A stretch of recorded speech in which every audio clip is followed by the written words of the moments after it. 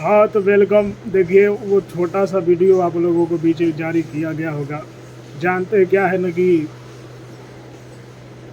देखिए किसी किसी विद्यार्थी का परिवार एजुकेटेड मिल जाता है तो विद्यार्थी अपने तरीके से कार्य करते हैं।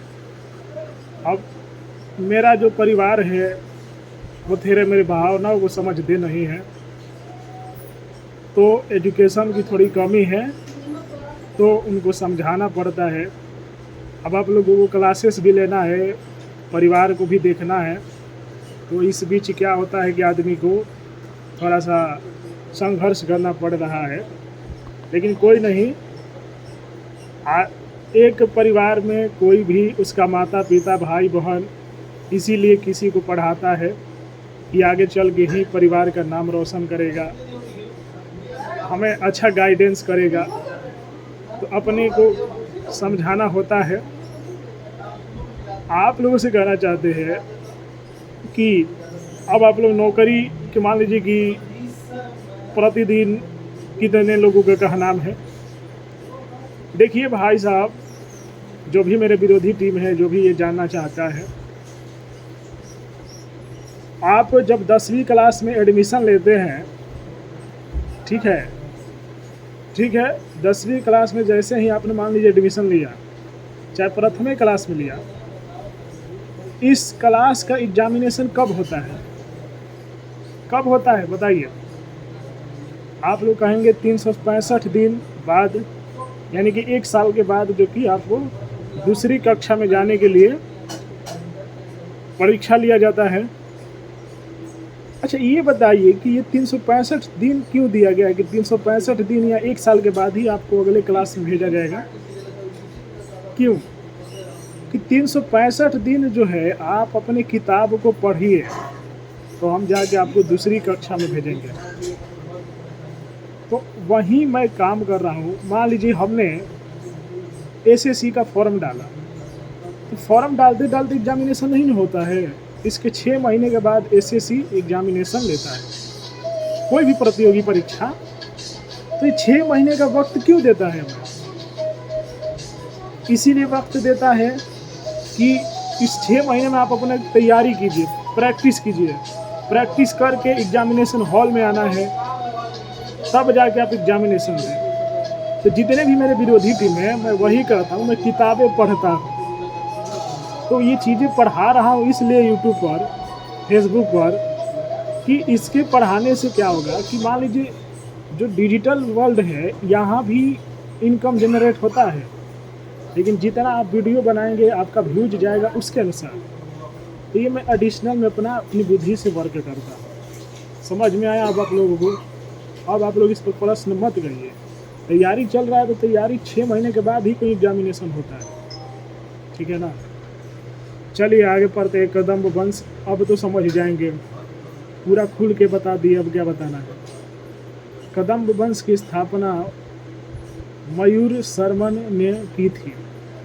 कदम्ब वंश की राजधानी बनवासी था। गंग वंश के बारे में पढ़ते हैं। गंग वंश का संस्थापक ब्रजहस्त पंचम था। अभिलेखों के अनुसार गंग वंश के प्रथम शासक कोंकणी वर्मा था।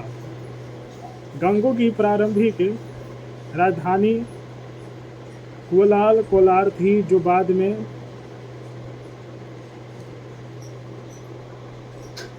तलकाड हो गई।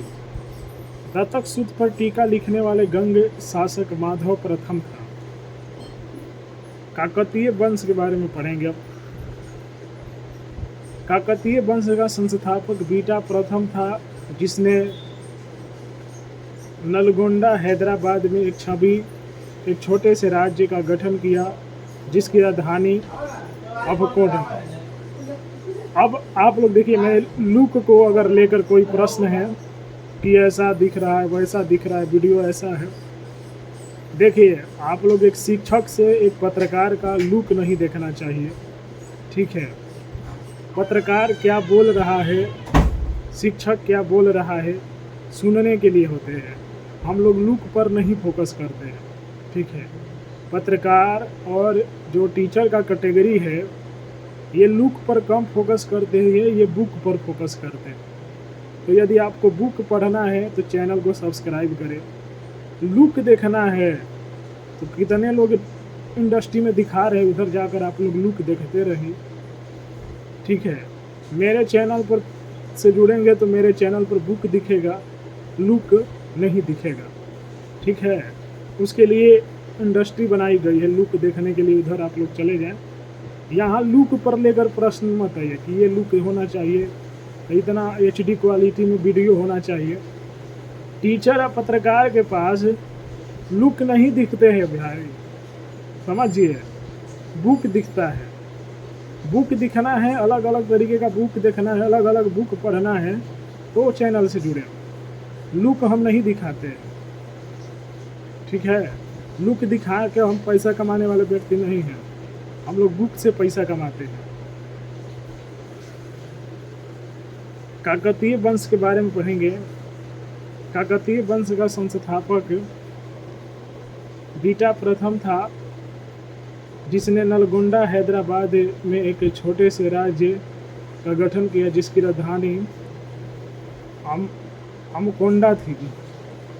इस वंश का सबसे शक्तिशाली शासक गणपति था। रुद्रमा देवी गणपति की बेटी थी, जिसने रुद्रदेव महाराज का नाम ग्रहण किया, जिसने 35 वर्ष तक शासन किया। गणपति ने अपनी राजधानी वारंगल में स्थानांतरित कर ली थी। इस राजवंश का अंतिम शासक प्रतापरुद्र 1295 से 1323 ईस्वी था। इसके बाद पढ़ेंगे सीमावर्ती राजवंशों का अभ्युदय। पाल वंश के बारे में पढ़ेंगे आप।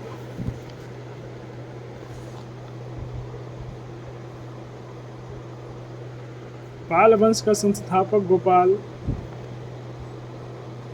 750 ईस्वी था। इस वंश की राजधानी मुंगेर थी।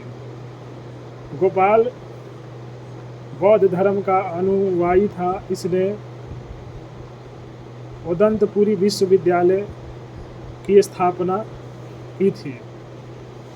पाल वंश के प्रमुख शासक थे धर्मपाल, देवपाल, नारायणपाल, महीपाल, नयपाल आदि।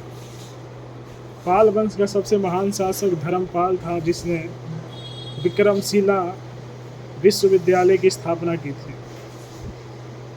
कन्नौज के लिए त्रिपक्षीय संघर्ष पाल वंश, गुर्जर प्रतिहार वंश एवं राष्ट्रकूट वंश के बीच हुआ।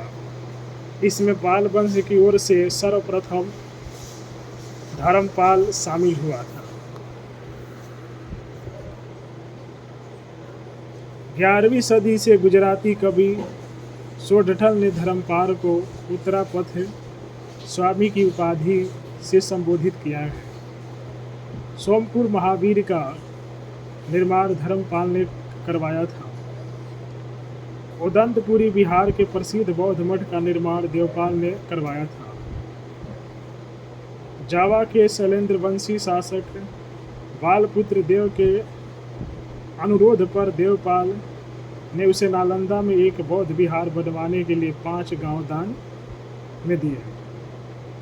गौड़ी रीति नामक साहित्यिक विद्या का विकास पाल शासकों के समय हुआ। पाल शासक बौद्ध धर्म के अनुयायी थे। इसके बाद पढ़ेंगे सेन वंश।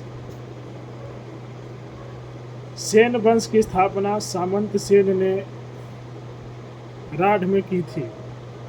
इसकी राजधानी नदिया लखनौती थी। सेन वंश के प्रमुख शासक विजय सेन, बल्लाल सेन एवं लक्ष्मण सेन थे। सेन वंश का प्रथम स्वतंत्र शासक विजय सेन था, जो शैव धर्म का अनुयायी था। दान सागर एवं अवधूत सागर नामक ग्रंथ की रचना सेन शासक बल्लाल सेन ने की थी। अद्भुत सागर को लक्ष्मण सेन ने पूर्ण रूप से दिया। लक्ष्मण सेन की राजसभा में गीत गोविंद के लेखक जयदेव, पवन दूत के लेखक धोई एवं ब्राह्मण सर्वस्व के लेखक हल्लायुध रहते थे। इस क्लास को यहीं पर थोड़ा हम एंड करेंगे। ठीक है, आज 2 सितंबर हो गया है, मंगलवार दिन है, 9वां महीना चलने लगा। तो आप लोग समझ रहे हैं, तो आप लोग ये मत देखिए, हम छात्रों को समझिए, 365 दिन एक छात्र मेहनत करता है, तब जाके उसको दूसरी कक्षा में एडमिशन होता है। अच्छा मार्क्स भी लाना पड़ता है, कंडीशन कितने हैं। और आजकल आप लोग जानते हैं कि कंपटीशन कितना है। एक नौकरी लेना, जो भी लोग तैयारी किए उनको मालूम होगा, कंपटीशन 140 करोड़ के भीड़ में आपको बैठना है। ठीक है, तो रिजल्ट ओरिएंटेड मेहनत के लिए हम कार्य कर रहे हैं।